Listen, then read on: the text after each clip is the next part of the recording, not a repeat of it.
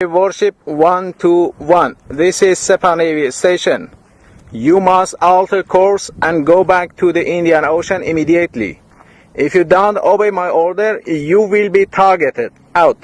UAE-ലോട്ടുണ്ടായിട്ടുള്ള ആക്രമണം ഞങ്ങളല്ല ചെയ്തത് എന്ന് ഇറാന്റെ IRGCയുടെ സ്പോക്ക് പേഴ്സൺ ഇന്നലെ വന്നിട്ട് ഒരു വീഡിയോ ചെയ്തിട്ടുണ്ട്. അതായത് UAE-ലോട്ട് ഏതെങ്കിലും രീതിയിലുള്ള ആക്രമണങ്ങൾ ഈ ഇന്നലെയും മെനിഞ്ഞാന്നും ആയിട്ട് നടന്നിട്ടുണ്ടെങ്കിൽ അത് ഞങ്ങളല്ല ചെയ്തത്. ഇൻ കേസ് ഞങ്ങളാണ് ചെയ്തതെങ്കിൽ അത് നേരിട്ട് വന്ന് ഓപ്പൺലി വന്ന് പറയാൻ ഞങ്ങളെ കൊണ്ട് പറ്റും എന്നാണ് IRGCയുടെ സ്പോക്ക് പേഴ്സൺ വന്ന് പറഞ്ഞിട്ടുള്ളത്. ഇനി ഈ ഒരു പേരിൽ ഏതെങ്കിലും രീതിയിൽ ഈ പേരിൽ ഈ UAE-യുടെ സൈഡിൽ നിന്ന് അല്ലെങ്കിൽ UAE ബേസുകളിൽ നിന്ന് ഞങ്ങളുടെ അടുത്തോട്ടൊരു ആക്രമണം ഉണ്ടായിക്കഴിഞ്ഞാൽ ശക്തമായിട്ടുള്ള തിരിച്ചടിയും കൂടെ ഞങ്ങൾ തിരിച്ചടിക്കും എന്നും കൂടെ ഒരു എന്താ പറയുക ഒരു സന്ദേശം അവരുടെ IRGCയുടെ സൈഡിൽ നിന്ന് ഇപ്പോൾ പുറത്തോട്ട് വന്നിട്ടുണ്ട്. ഇന്നലെ തന്നെ ഈ ഒരു IRGCയുടെ സൈഡിൽ നിന്ന് അല്ലെങ്കിൽ അവിടുത്തെ പല സ്റ്റേറ്റ് മീഡിയാസും പറഞ്ഞിട്ടുണ്ട് UAE-നെ ആക്രമിച്ചത് ഇറാനല്ല, ഇറാൻ്റെ പേരിൽ അല്ലെങ്കിൽ ഇറാൻ ആക്രമിക്കാൻ ചാൻസ് ഉള്ള കാര്യങ്ങളെ ആസ്പദമാക്കിയിട്ട് മറ്റാരോ ആണ് ആക്രമിച്ചത് എന്ന് ഇന്നലെ തന്നെ ഇറാൻ്റെ സൈഡിൽ നിന്ന് അല്ലെങ്കിൽ ഇറാൻ സ്റ്റേറ്റ് TV കൂടെ ഒരു മെസ്സേജ് വന്നിരുന്നു. പക്ഷേ ഇപ്പം IRGCയുടെ ഡയറക്റ്റ് അവരുടെ തന്നെ സ്പോക്ക് പേഴ്സൺ വന്നിട്ടാണ് ഇങ്ങനെ ഒരു കാര്യം പറഞ്ഞിട്ടുള്ളത്. നമുക്കറിയാം ഈ ഒരു സൈഡിൽ ഏത് രീതിയിലാണ് ചർച്ചകൾ മുന്നോട്ട് പോകുന്നത്. റഷ്യയായിട്ടുള്ള ചർച്ചകളും ഇപ്പം ചൈനയായിട്ടുള്ള ചർച്ചകൾ നടന്നുകൊണ്ടിരിക്കുന്നു. ഈ ചർച്ചകളൊക്കെ മുന്നോട്ട് പോകുന്നതിൻ്റെ ഇടയ്ക്ക് ഏതെങ്കിലും രീതിയിൽ ഏതെങ്കിലും രീതിയിൽ അമേരിക്കയും ഇറാനും തമ്മിലുള്ള ആ ഒരു സന്ധി സംഭാഷണം ക്ലിയറായി അവർ യുദ്ധം നിർത്തിക്കഴിഞ്ഞാൽ അത് ഏറ്റവും കൂടുതൽ അതിനെ എതിർക്കുന്നതും അല്ലെങ്കിൽ ഏതെങ്കിലും രീതിയിൽ അതിനെ ഇല്ലാണ്ടാക്കാൻ ശ്രമിക്കുന്ന ഒരേ രാജ്യം അത് ഇസ്രായേലാണ്. അപ്പം ഇസ്രായേൽ തന്നെയാണോ അടിച്ചത് എന്നുള്ള ഇപ്പം ഇറാനുമായിട്ട് പ്രത്യേകിച്ച് UAE-യുമായിട്ട് ഇസ്രായേലിൻ്റെ ബന്ധം വളരെ അടുക്കുന്നുണ്ട്. UAE-യുടെ ഏത് ഡിഫൻസ് സിസ്റ്റത്തിനെ പറ്റിയിട്ടും അല്ലെങ്കിൽ UAE-യുടെ എല്ലാ അവസ്ഥകളും പൂർണ്ണമായിട്ട് അറിയുന്ന രാജ്യം ഇപ്പം ഇസ്രായേലാണ്. അതുകൊണ്ട് തന്നെ ഇസ്രായേലിൻ്റെ ഇപ്പോൾ ഇന്നലെ വാർത്തകൾ കണ്ടിട്ടുണ്ടല്ലേ, അതായത് ഇസ്രായേലിൻ്റെ അയൺ ഡോം സിസ്റ്റങ്ങളാണ് അവിടെ ആക്ടിവേറ്റഡ് ആയതെന്നും അതാണ് ഇപ്പോൾ അവിടേക്ക് വന്നിട്ടുള്ള മിസൈലുകൾ തകർത്തത്. ചില ഡ്രോണുകളാണ് വീണിട്ടുള്ളത്, ഒരു മിസൈലെ പതിച്ചിട്ടുള്ളൂ, ബാക്കിയൊക്കെ ഇസ്രായേലിൻ്റെ അയൺ ഡോം സിസ്റ്റമാണ് തകർത്തത് എന്നൊക്കെ നമ്മൾ കേട്ടിട്ടുണ്ട്. അപ്പം അവർ തന്നെ ഒരു പരീക്ഷിച്ച അല്ലെങ്കിൽ ഈ പറഞ്ഞ ഇറാനെ ആക്രമിക്കാൻ വേണ്ടിയിട്ടുള്ള ഒരു കാരണം ഉണ്ടാക്കിയതാണോ അല്ലെങ്കിൽ ഈ രണ്ട് രാജ്യങ്ങളെ മൊത്തത്തിൽ അടുപ്പിച്ച് ഇല്ലാണ്ടാക്കുക എന്നുള്ള പ്ലാനിൽ കൂടെ ചെയ്തതാണോ എന്ന് പല ആളുകളും പറയുന്നുണ്ട്. പക്ഷേ ഇറാൻ്റെ സൈഡിൽ നിന്ന് ഈ ഒരു കൺഫർമേഷൻ ഇന്നലെ രാത്രി വന്നതാണ്. അതായത് ഇതിൻ്റെ ക്ലിയർ പിക്ചർ ഇന്നലെ രാത്രിയാണ് പുറത്തോട്ട് വന്നിട്ടുള്ളത്. പക്ഷേ നമ്മളൊരു കാര്യം ആലോചിക്കേണ്ടതുണ്ട്. ഇപ്പം ഈ രീതിയിൽ UAE-നെ ആക്രമിച്ച് UAE തിരിച്ച് അങ്ങോട്ട് ആക്രമിക്കുകയാണെങ്കിൽ തിരിച്ച് ഇറാൻ UAE-ലോട്ട് തന്നെ ആക്രമിക്കാൻ പോകുന്നുള്ളൂ. ഇസ്രായേലിലോട്ട് എത്ര ആക്രമിച്ചു കഴിഞ്ഞാലും UAE ബേസിൽ നിന്നാണ് ഇറാനെ ഒരു ആക്രമണത്തിലോട്ട് ഫസ്റ്റ് മുതിരുന്നതെങ്കിൽ ഇറാൻ തീർച്ചയായിട്ടും UAE-ലോട്ട് എല്ലാ സ്ഥലത്തോട്ടും UAE-ലോട്ട് ആക്രമിക്കും. അത് നല്ല പേടി UAE-ക്കും ഉണ്ട്. അതുപോലെ തന്നെ ലോകത്തെ എല്ലാ രാജ്യങ്ങൾക്കും ആ പേടി നല്ലപോലെ ഉണ്ട്. കാരണം എല്ലാ രാജ്യങ്ങളുടെയും ഒരു വലിയ ഇൻവെസ്റ്റ്മെൻ്റ് ഉള്ള സ്ഥലമാണ് UAE. ഇപ്പം ദുബായും അബുദാബി എടുത്തു കഴിഞ്ഞാൽ അല്ലെങ്കിൽ UAE-യുടെ ഏത് ഭാഗങ്ങൾ നിങ്ങൾ എടുത്തോ, ഷാർജ എടുത്തോ, എവിടെ എടുത്തു കഴിഞ്ഞാലും ലോകത്തെ പല രാജ്യങ്ങളുടെയും ഇൻവെസ്റ്റ്മെൻ്റ് ഉള്ള രാജ്യമാണ് UAE. അതുപോലെ തന്നെ ഈ രാജ്യങ്ങളുടെ ഒക്കെ എല്ലാ പൗരന്മാരും ഒരുപാട് സിറ്റിസൺസ് താമസിക്കുന്ന ഒരു സ്ഥലം കൂടാണ് UAE. അപ്പം UAE എത്രത്തോളം ത്രെട്ടായിട്ടുള്ള ഒരു സ്ഥലമാണ് അല്ലെങ്കിൽ എത്ര ബൂമിംഗ് ആയിട്ടുള്ള സ്ഥലമാണെന്ന് എല്ലാവർക്കും അറിയാം. അതുകൊണ്ട് തന്നെ യുദ്ധം ഒന്നുകൂടെ സ്ട്രോങ് ആക്കാൻ വേണ്ടി ഇസ്രായേലിന് ചെയ്യാൻ പറ്റുന്ന ഏറ്റവും എന്താ പറയുക ചീഞ്ഞ കളി ഇസ്രായേൽ കളിക്കുകയാണെങ്കിൽ കളിക്കാൻ പറ്റുന്ന ഒരു കളി തന്നെയായിരിക്കും ഈ ഒരു കളി. അത് തന്നെ ആയിരിക്കും അവിടേക്ക് ഇപ്പം ഇത്തരത്തിലുള്ള മിസൈലുകൾ ഇപ്പോൾ ഫുജൈറ പോർട്ടിലോട്ട് അത്തരത്തിലുള്ളൊരു മിസൈൽ വന്ന് വിൽക്കുക എന്ന് പറഞ്ഞു കഴിഞ്ഞാൽ, അതായത് ആ ഒറ്റ പോർട്ട് ത്രൂ ആണ് ഇനി ഈ സ്ട്രേറ്റ് ഓഫ് ഹോർമൂസ് അടച്ചിട്ടുള്ള ഒരു സാഹചര്യത്തിൽ ഈ ഒരു പോർട്ട് ത്രൂ ആണ് ഏറ്റവും കൂടുതൽ UAE-യുടെ സൈഡിലോട്ട് മാറി നിന്നിട്ട് കപ്പലുകൾക്ക് പോകാൻ പറ്റുന്നത്. അതൊരു തന്ത്രപ്രധാനമായിട്ടുള്ള ഒരു ഏരിയ തന്നെയാണ്. അതിലൂടെ പോകുക, ഈ ഒമാൻ ഉൾക്കടലിൽ കൂടെ പോകുക എന്നുള്ളത്. അതുകൊണ്ട് അത് ഇറാൻ ടാർഗറ്റ് ചെയ്യും, ഒരു ലിമിറ്റ് കഴിഞ്ഞ് ഇറാൻ ടാർഗറ്റ് ചെയ്യുന്ന ഉറപ്പുള്ളത് കൊണ്ട് അതിൻ്റെ മുമ്പ് ആ പേരിൽ ഇറാൻ അങ്ങോട്ട് ആക്രമിക്കാമെന്നുള്ള രീതിയിൽ ഇസ്രായേൽ ചെയ്തായിരിക്കാമെന്നാണ് ഈ ഒരു വിലയിരുത്തലായിട്ട് ഇപ്പം ചില ആളുകൾ പറഞ്ഞിട്ടുള്ളത്. അതല്ലാണ്ട് ഇന്നലെ അതിനേക്കാൾ ഭയങ്കരമായിട്ട് തോന്നിയൊരു കാര്യമാണ് ഇറാൻ്റെ ഫോറിൻ അഫയേഴ്സിൻ്റെ പേജ്. അതായത് അവരുടെ കമ്മ്യൂണിക്കേഷനും എല്ലാ കാര്യങ്ങളും ഇട്ടിരുന്ന ഇറാൻ്റെ വിദേശകാര്യ മന്ത്രാലയത്തിൻ്റെ വക്താവിൻ്റെ അക്കൗണ്ടിലെ ബ്ലൂ ടിക്ക് ഇന്നലെ X റിമൂവ് ചെയ്യാണ്ടായിട്ടുള്ളത്.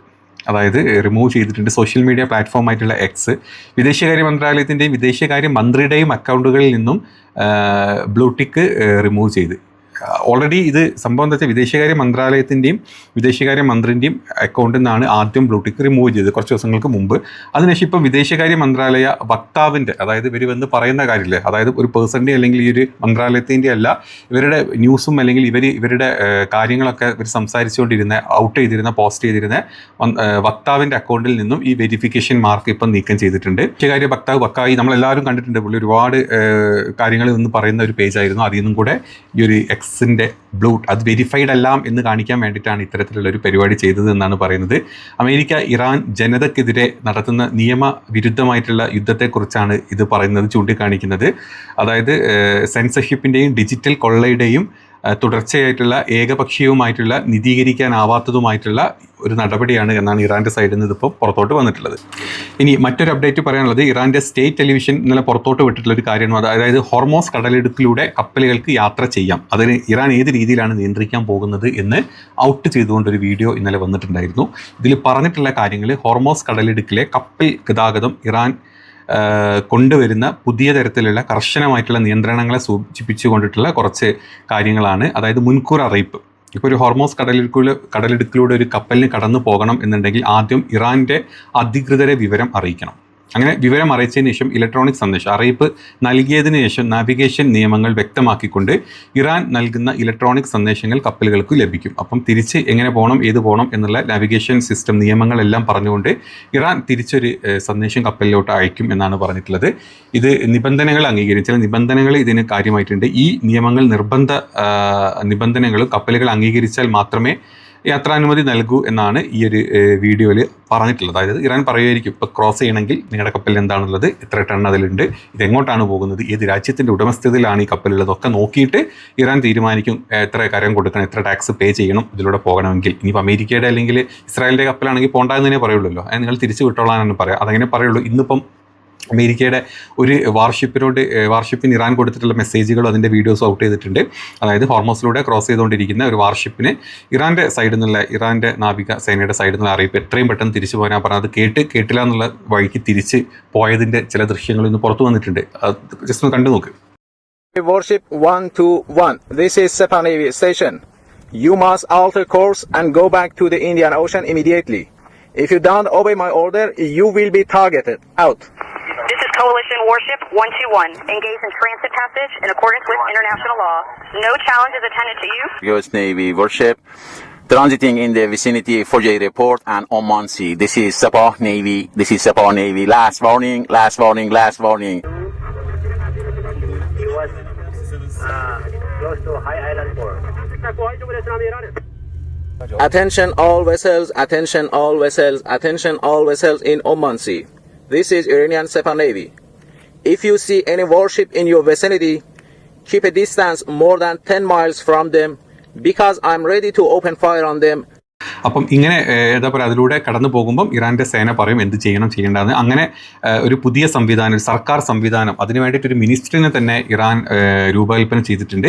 ഈ സർക്കാർ സ്ഥാപനമായിരിക്കും ഈ കാര്യങ്ങളൊക്കെ ഇനി തീരുമാനിക്കുക, അതിലൂടെ ഏത് കപ്പൽ പോകണം, എങ്ങനെ പോകണം എന്നുള്ളതൊക്കെ തീരുമാനിക്കുക എന്നും പറഞ്ഞിട്ടുള്ള ഒരു പുതിയ നിയന്ത്രണത്തിൻ്റെ ഒരു ഡീറ്റെയിൽസാണ് പുറത്തോട്ട് വന്നിട്ടുള്ളത്. അന്താരാഷ്ട്ര കപ്പൽ പാതയായിട്ടുള്ള ഹോർമോസിന് മേൽ തങ്ങളുടെ പൂർണ്ണ നിയന്ത്രണം ഉറപ്പിക്കാനാണ് ഇറാൻ ഇത് ചെയ്തത് എന്നാണ് പറയുന്നത്. ഒമാൻ തീരത്ത് അമേരിക്കൻ കപ്പലുകൾ കുടുങ്ങിക്കിടക്കുന്ന സാഹചര്യത്തിൽ ഈ പുതിയ നീക്കം അമേരിക്കയ്ക്ക് വലിയ വെല്ലുവിളിയാകും. നമുക്കറിയാം, ഇന്നലെ 2 അമേരിക്കൻ കപ്പൽ ഒമാൻ്റെ തീരത്ത് പാറക്കെട്ടുകളുടെ ഇടയിൽ കുടുങ്ങി കിടക്കുന്നുണ്ട്. ഇറാനെ ക്രോസ് ചെയ്ത് ഇറാൻ്റെ ഹോർമോസിൻ്റെ അപ്പുറത്തുകൂടെ ചാടിപ്പോകാൻ ട്രൈ ചെയ്തവരാണ് ഇപ്പോൾ അവിടെ പെട്ടിരിക്കുകയാണ്. അപ്പോൾ ഇനി അതിന് തിരിച്ചു വരണമെങ്കിലൊക്കെ എത്രത്തോളം ബുദ്ധിമുട്ടായിരിക്കും, അല്ലെങ്കിൽ അതിന് ഏത് രീതിയിലാണ് ഇറാൻ പൂട്ടാൻ പോകുന്നത് എന്നുള്ളതിനുള്ള ഏറ്റവും നല്ല ഒരു മെസ്സേജാണ് ഇപ്പം ഇത് വന്നിട്ടുള്ളത്. തങ്ങളുടെ കപ്പലുകൾ ഇറാൻ്റെ അനുമതി വാങ്ങേണ്ടി വരുന്ന അമേരിക്കയുടെ ഒരു അവസ്ഥ, അല്ല അമേരിക്കയുടെ ഒരു രാഷ്ട്രീയ തിരിച്ചടിയായിരിക്കും എന്നാണ് ഈ ഒരു കാര്യത്തിനെ പറ്റി പറയാനുള്ളത്.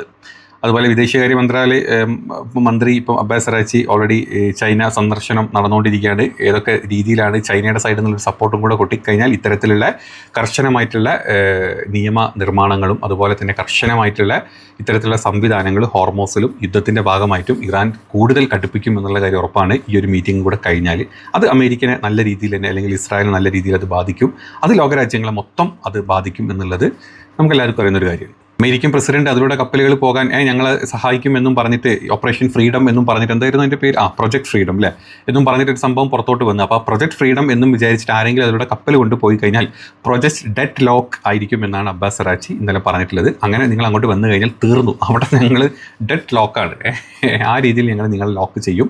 അതിനുള്ള ഉദാഹരണമാണ് ഈ 2 കപ്പൽ ഇപ്പോൾ അവിടെ കുടുങ്ങി കിടക്കുന്നതും. ഇനി ആ കപ്പലുകൾക്ക് പോകണമെങ്കിലും മറ്റ് കപ്പലുകൾക്ക് പോകണമെങ്കിലും ഞങ്ങൾ പറയുന്ന നിയമങ്ങൾ അനുസരിച്ചിട്ട് പോയാൽ മതി. ഇതാണ് യഥാർത്ഥ ഡെഡ് ലോക്ക്. അതാണ് ഇറാൻ്റെ സൈഡിൽ നിന്ന് ഇപ്പം അവർ മുന്നോട്ട് വെച്ചിട്ടുള്ള തീരുമാനം. അപ്പോൾ നമുക്ക് നോക്കാം ഇന്ന് പുതിയ എന്താ പറയുക, ഇന്നലെ ഞാൻ വീഡിയോ ചെയ്തതിന് ശേഷം വല്ല അപ്ഡേറ്റുകളും വന്നിട്ടുണ്ടോ, അതെല്ലാം പുതിയ അപ്ഡേറ്റുകൾ എന്താണെന്നുള്ളത് നമുക്ക് ഇന്ന് കുറച്ച് കഴിഞ്ഞിട്ട് അടുത്തൊരു വാർ അപ്ഡേറ്റ് വീഡിയോ ഒക്കെ ചെയ്യാം. അപ്പോൾ അതിൽ പറയാൻ കൂടുതൽ കാര്യങ്ങൾ. ശരി.